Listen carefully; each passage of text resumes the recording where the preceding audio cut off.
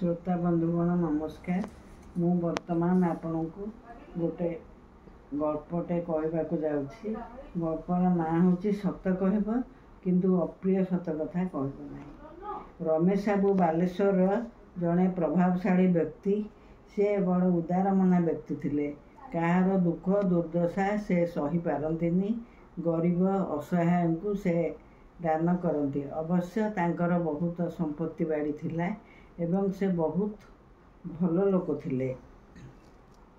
भगवान तांकर एपरि दान धर्म देखि तांको मध्य सदाबेले तांको पाखरे रहिथिले एवं धन संपत्ति कराउथिले। दिनकर कथा, दिने से घरे खाई सारिकिरी शोइसंती। ए समय एक बाबाजी बा साधु आसी बाटरे डाकिले एवं कहले मु आपणकठू केते साहाय्य चाहे। कहीं कहीं दूर बाटरू आपणक ना शुणी मु आसीछि। जा एक कथा कहीदेबू बोली तांको चाकर को कहले। चाकरटी बाबाजी देखी नमस्कार कला एवं जाइकिरी कहला परे से ता मालिक की कहले ऋषि मुनि माने तो बहुत क्रोधित होते। तेणु चाकरटी ऋषि की दंडवत करी मालिक को सब कथा कहला। रमेश बाबू निदरे शोइथिले। निदरू उठी सांगे सांगे दांड द्वार को आसिले एवं ऋषि की दंडवत करी कहले, हे अतिथि आपण आज्ञा दियंतु, मु कौन सेवा करि पारिबी। ऋषि कहले, मु क्षुधार्थ, मते किछि खाइबाकु दियो, मोर भोजन दरकार।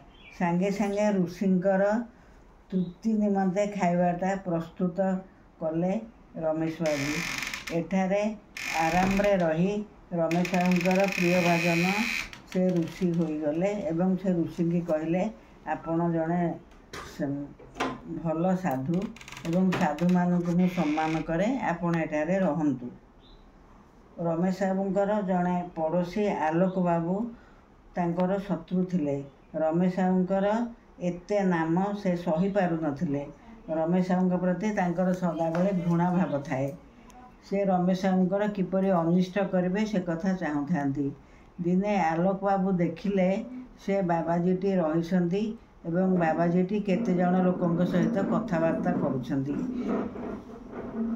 से कथा तांको देखि भल लागिलानी, कारण से माने रमेश बाबूंक संपत्ति संबंध में कथावार्ता होउथिले एवं रमेश बाबू को किपरि मारी सबुजाक संपत्ति नेबे से कथा से माने तांको भितरे आलोचना करुथिले। एक कथा शुणी आलोक बाबू थय धरे रही पारले नहीं। से रमेश बाबू को घृणा करुथिले एवं तांकर शत्रु थिले। किंतु रमेश बाबू जे हत्या हेबे एवं तांकर संपत्ति जे से डकायत मान नहीं जिबे सेटा से चाहू नथिले। तांको बहुत कष्ट हैला। से संगे संगे पुलिस रे खबर देले। निजे रमेश बाबू पाखरे रही से तांको जगी रहिले। निर्दिष्ट समय रे डाकू ऋषिंकर दल को पुलिस अरेस्ट कला। आलोक बाबूंक जीवन बंचाई रमेश बाबू तांको कुंडाई पकाइले। कहले, तुमे मोर प्रकृत बंधु, तुमे मते बंचाइल। से तांको कुंडाई धरले एवं से दिनटू रमेश बाबू एवं आलोक बाबू बहुत बंधु हो गले। लोक को प्रकृत रे देखी तार मुह देखी कौन सी कथा जानी हुएनी। ता भितर जे केते स्नेह केते ममता रही थाए ताहा समय पड़िले जना पड़े। श्रोता बंधुगण वर्तमान मो गपटी सरला। नमस्कार।